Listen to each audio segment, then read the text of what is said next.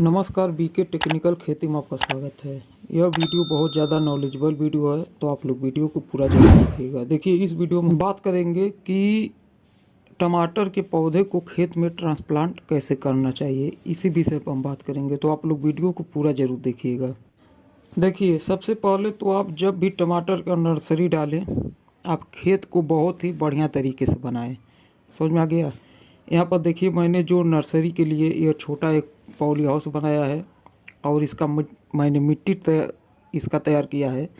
इसमें मैंने नीम का खली और उसके बाद सरसों का खली और उसके बाद कुछ रासायनिक खाद जैसे डाई, डीएपी, डाई और बहुत ही हल्का पोटास, यूरिया का इसमें मैंने यूज नहीं किया, क्योंकि हमें देखिए नर्सरी को बहुत ज़्यादा बड़ा नहीं करना है, नर्सरी को हमें मजबूत करना है। समझ में आ गया? तो डीएपी का मैंने इसलिए यूज किया कि फास्फोरस उसमें है, जो पौधे को बहुत ज़्यादा मात्रा में चाहिए। समझ में आ गया? और इससे पौधे का जड़ मजबूत होता है, जड़ का विकास होता है, तना मजबूत होता है।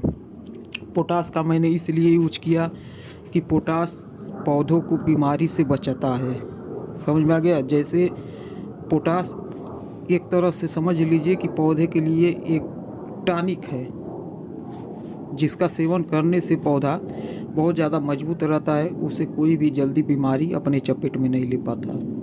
समझ में आ गया? तो इस तरीके से मैंने खेत को तैयार किया और उसके बाद जो मैं ऑर्गेनिक लिक्विड खाद बनाता हूँ उसको भी मैंने इसमें डाला था। गोबर का खाद सड़ा हुआ, जो कम से कम 2 साल 3 साल पुराना हो, तो यह सब डालकर मैंने इस मिट्टी को तैयार किया। और उसके बाद जब मैं यह नर्सरी उखाड़ रहा हूँ, निकाल रहा हूँ इसमें से, तो इसमें मैंने थोड़ा पानी चला दिया जिससे मिट्टी नमी हो जाए। वैसे तो ये बहुत ज़्यादा भुरभुरा मिट्टी है, क्योंकि मैंने इसे इसी तरीके से तैयार किया है कि ये बहुत ज़्यादा चिकट न रहे, यह भुरभुरा रहे, जो न कि हमें, क्योंकि देखिए नर्सरी को हमें उखाड़ना होता है। उखाड़ेंगे अगर मिट्टी टाइट है तो उसका जड़ ज़्यादा टूट जाएगा, तो थोड़ा दिक्कत होगा। तो अब देखिए बहुत ही आसानी से उखड़ रहा है और अब हम इसे ले चल के खेत में ट्रांसप्लांट करेंगे। समझ में आ गया? तो देखिए, नर्सरी जो होता है इसे आपको 1 महीने में तो यह तैयार हो जाता है, 30 से 35 दिन में यह आपका खेत में लगाने के लिए तैयार हो जाता है। लेकिन इस तरीके से आप नर्सरी जो डायरेक्ट ज़मीन पर आप लगाते हैं वो इसी समय के लिए है।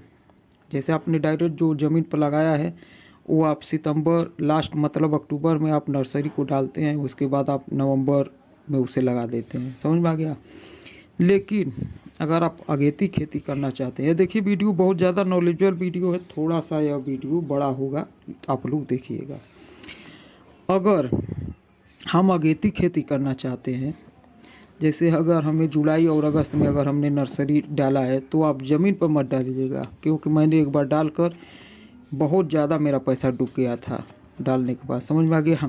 क्योंकि देखिए उस समय आप अगर नर्सरी को डालेंगे ज़मीन पर, उसके बाद आप उखाड़ के लगाएंगे खेत में, तो नहीं लगेगा, बहुत कम चांस है कि लग पाएगा, नहीं तो बहुत ज़्यादा पौधा आपका मर जाएगा, ख़राब हो जाएगा।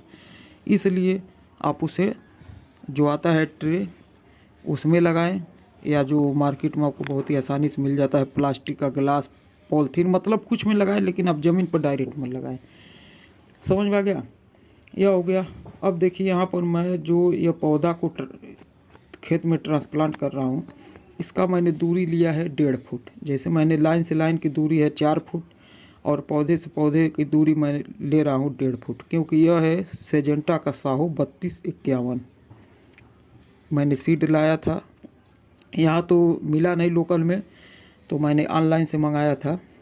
तो अब यही पौधा यह आपको जो देख रहे हैं सेजेंटा का साहू 3251 है।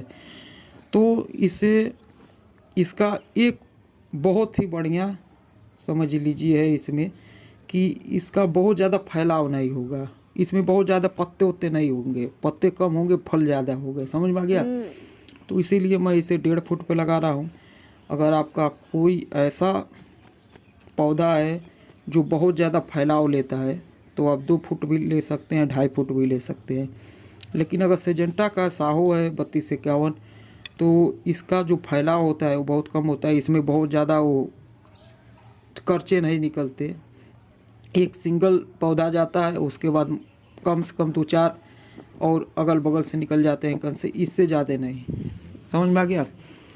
तो इसीलिए मैं इसे 1.5 फुट यह रख रहा हूँ, और बीच में जो मैंने नाली छोड़ा है लाइन से लाइन के बीच में, वो 4 फुट छोड़ा है। क्योंकि देखिए, हमें मान लीजिए इसमें जाकर काम करना होगा, जैसे दवा छिड़कना है, खाद डालना है, टमाटर तोड़ना है, तो बीच में जगह अगर रहे तो बढ़िया है। हाँ, आप इसे ऊंचाई इसका बना सकते हैं। जैसे आप जब बल्ली उल्ली इसमें लगाते हैं, थुन्नी गाड़ते हैं, तो आप कम से कम 7 फुट 8 फुट का रहे तो और बढ़िया है, उससे ऊपर रहे तो और बढ़िया है। क्योंकि पौधा अगर बड़ा होता है, 5 से 6 फुट अगर होता है, तो आपको ज़्यादा प्रोडक्शन देगा। वैसे तो यह कम से कम 10 से 12 फुट तक जाता है। अगर आप इसका व्यवस्था बना दिए तो यह 10-12 फुट आराम से जाएगा, और आपको बहुत ज़्यादा प्रोडक्शन देगा। आपको खेत का साइज नहीं बढ़ाना है, आप ऊपर बढ़ाइए। समझ में आ गया? कम खेत में ज़्यादा आप एकदम आराम से अपना ले सकते हैं प्रोडक्शन। और कम खेत रहेगा तो आपको बहुत ज़्यादा मेहनत नहीं करना पड़ेगा, इसमें बहुत ज़्यादा दवा ववा का झंझट नहीं है।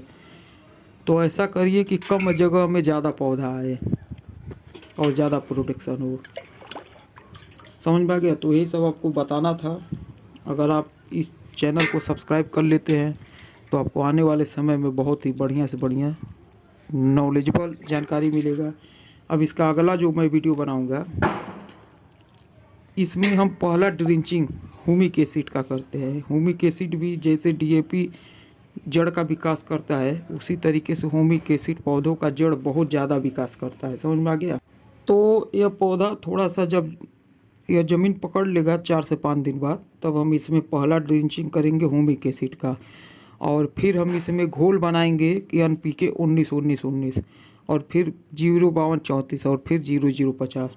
ये सब आपको देखने को मिलेगा कि हम कैसे घोल बना सकते हैं। क्योंकि ये देखिए, जो पैकेट का खाद आता है जो वाटर में घोलने के लिए घुलनशील खाद होता है, वो बहुत ज़्यादा महंगा पड़ता है। तो आप इसी खाद से बना सकते हैं, जैसे यूरिया हो गया, डाई हो गया, पोटास हो गया, इसी से आप अपने घर पर ही लिक्विड खाद बना सकते हैं। तो इसीलिए आप चैनल को सब्सक्राइब कर लीजिए, बेल आइकन घंटी दबा दीजिए, जिससे कोई भी वीडियो बनेगा आपके पास तुरंत पहुंच सकेगा। क्योंकि अब आने वाले समय में आपको बहुत ही बढ़िया से बढ़िया वीडियो देखने को मिलेगा। चलिए, और अगर आपको कुछ भी पूछना है तो आप कमेंट में जरूर पूछिएगा। वीडियो पसंद आया हो तो वीडियो को लाइक करें, चैनल को सब्सक्राइब करें, अपने दोस्तों में शेयर करें। वीडियो देखने के लिए धन्यवाद, नमस्कार।